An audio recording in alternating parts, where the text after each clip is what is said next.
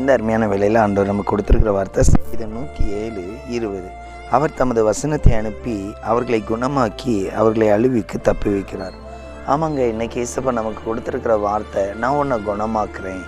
இன்றைக்கி நம்ம பல்வேறு பிரச்சனையில் இருக்கிறோம். இதில் ஒரு பெரிய பிரச்சனை, அடிக்கடி குடும்பத்தில் சின்ன பிள்ளைங்க ஏற்படுகிற வியாதி நிமித்தம் அடிக்கடி சோர்ந்து போயிடுறாங்க.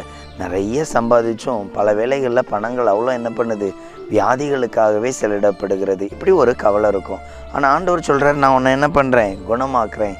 யாருடைய வாழ்க்கையில் ஆண்டவருடைய சுகம் பலன் அதிகமாக கிடைக்கிறது, அந்த குடும்பம் இயேசுவை தேடுறதுலையும் கர்த்தருக்கு பிரியமாக நடக்கிறதுலையும் தன்னை எப்போதும் ஆயத்தப்படுத்தும் பொழுது அந்த குடும்பத்துக்கு ஆண்டவர் நிச்சயமாக ஒரு பெரிய ஆசீர்வாதத்தை கொடுக்குறார்.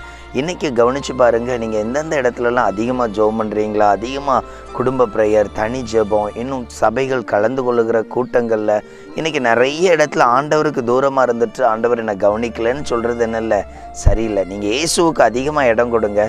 நிச்சயமாக இயேசப்பா உங்களை எல்லா இடத்துலையும் பாதுகாப்பார். இந்த வசனத்தின்படி உங்கள் எல்லா வியாதியிலேருந்து உங்களுக்கு விடுதலை தருவார். ஆமேன்.